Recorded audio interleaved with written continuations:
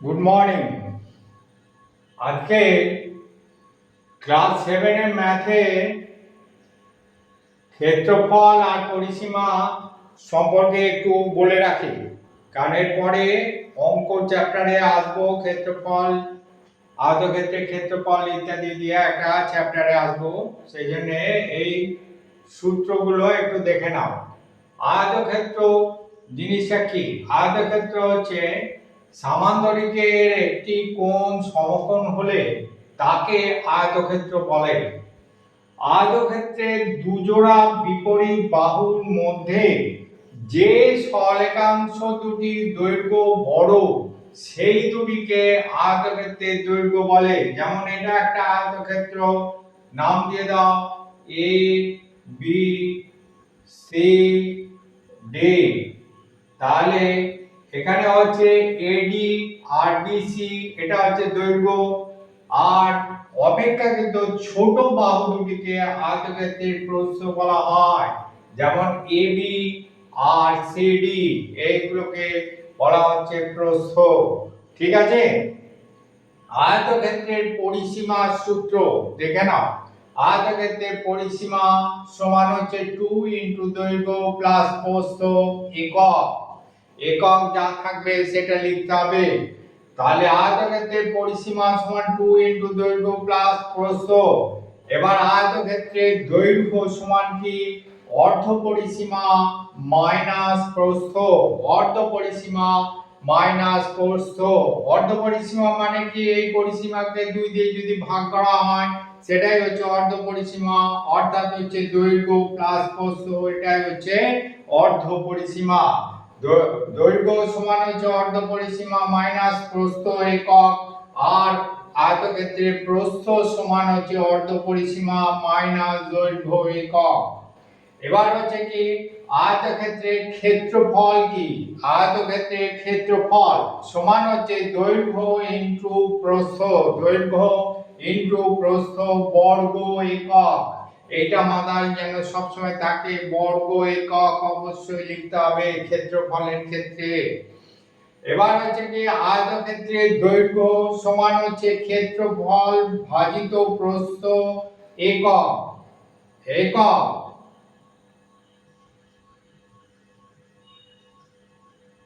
দৈর্ঘ্য সমান হচ্ছে ক্ষেত্রফল বাই প্রস্থ একক। প্রস্থ সমান ক্ষেত্রফল বাই দৈর্ঘ্য একক। এবার হচ্ছে কি বর্গক্ষেত্র কাকে বলা হচ্ছে? বর্গক্ষেত্র রম্বসের একটি কোণ সমকোণ হলে তাকে বর্গক্ষেত্র বলা যেতে পারে। এবার যদি তুমি ঘুরিয়ে এভাবে লেখা যায়, যে চতুর্ভুজের 4টি বাহু সমান এবং 4টি কোণ সমকোণ তাকে বর্গক্ষেত্র বলে। ঠিক আছে? এবার বর্গক্ষেত্রের পরিসীমা সমান কি? বর্গক্ষেত্রের পরিসীমা সমান হচ্ছে 4 ইনটু একটি বাহু দৈর্ঘ্য একক। বর্গক্ষেত্রের পরিসীমা সমান হচ্ছে 4 ইনটু একটি বাহু দৈর্ঘ্য একক।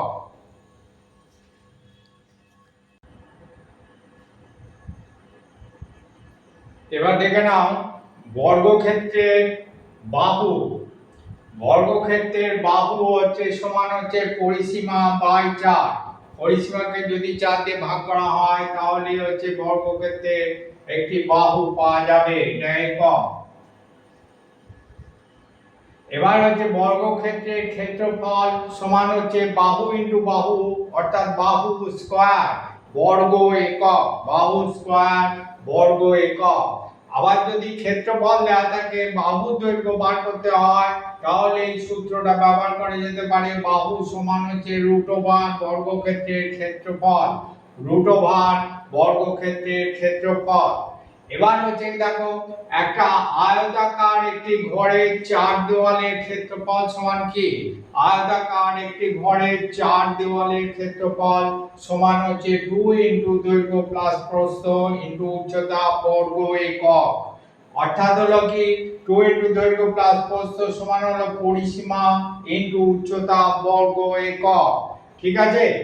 এবার দেখো কোণ দিয়ে আসি, বিপ্রতীপ কোণ কাকে বলে? এই ধরনের প্রশ্নগুলো পরীক্ষায় খুব পড়ে, অতএব এইগুলো দেখে নাও। বিপ্রতীপ কোণ দুটি সরল রেখা পরস্পরকে ছেদ করলে ছেদ বিন্দুর বিপরীত দিকের একজোড়া কোণকে বিপরীত কোণ বলা হয়।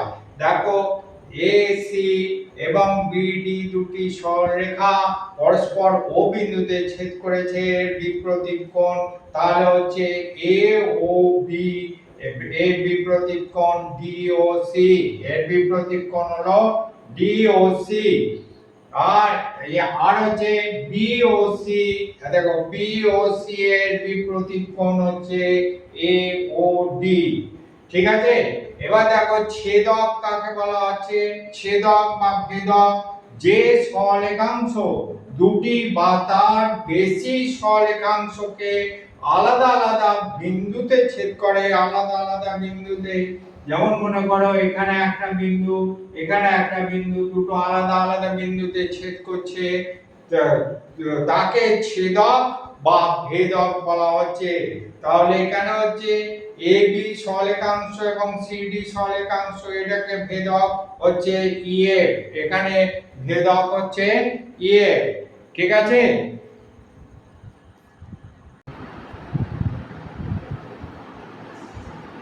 ক্লাস 7 এর ম্যাথে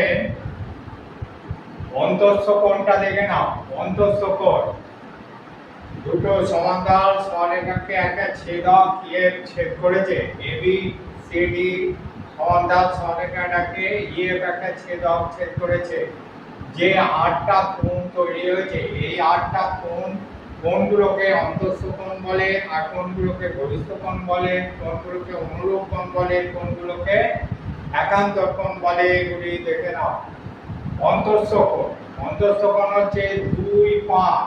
দেখো এইটা হচ্ছে 2, এটা হচ্ছে 5, এবং হচ্ছে 8 আর 3, এইগুলো হলো অন্তঃস্থ কোণ।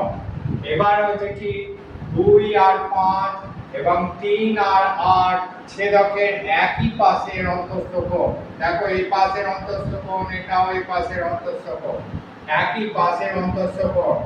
এবং হচ্ছে 2 8 এবং হচ্ছে 3 আর 5 বিপরীত পাশের অন্তঃস্থ কোণ, বিপরীত পাশের অন্তঃস্থ কোণ।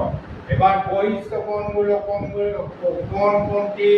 বহিঃস্থ কোণ হচ্ছে 1, বহিঃস্থ কোণ 4, বহিঃস্থ কোণ আর হচ্ছে 6 আর 7, এইগুলো হচ্ছে বহিঃস্থ কোণ। 1, 4, 6, 7 এগুলো বহিঃস্থ কোণ। এবার অনুরূপ কোণ কাকে বলে? ছেদকের একই পাশের একটি বহিঃস্থ কোণ, ছেদকের একই পাশের একটি বহিঃস্থ কোণ এবং দূরবর্তী একটি অন্তঃস্থ কোণকে পরস্পর অনুরূপ কোণ বলে, পরস্পর অনুরূপ কোণ বলে। যেমন ধরো এখানে হচ্ছে একই পাশে দেখো 1 আর দূরবর্তী হচ্ছে 5, এই দূরবর্তী অন্তঃস্থ কোণ হচ্ছে 5, তাহলে এই দুটোকে বলা হচ্ছে অনুরূপ কোণ, এরা পরস্পর সমান। এবার হচ্ছে কি অনুরূপ কোণ বলে, এবং হচ্ছে 2, 6 এবং হচ্ছে 2, 6 এবং 4, 8, 4, 8, 4, 8 এবং 3, 7, 3, 7, এগুলো হচ্ছে অনুরূপ কোণ, এগুলোকে বলা হচ্ছে অনুরূপ কোণ। এবার একান্তর কোণ কাকে বলে? ছেদকের বিপরীত পাশে, ছেদকের বিপরীত পাশে এক জোড়া অন্তঃস্থ কোণকে একান্তর কোণ বলে।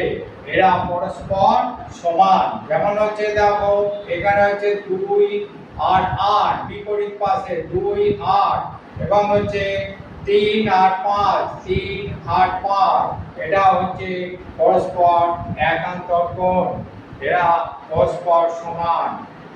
ঠিক আছে, আমার চ্যানেলের নাম হচ্ছে রামকৃষ্ণ টিউটোরিয়াল। যদি ভালো লেগে থাকে তাহলে আমার চ্যানেলটা সাবস্ক্রাইব করবে এবং একটা লাইক দিয়ে দেবে।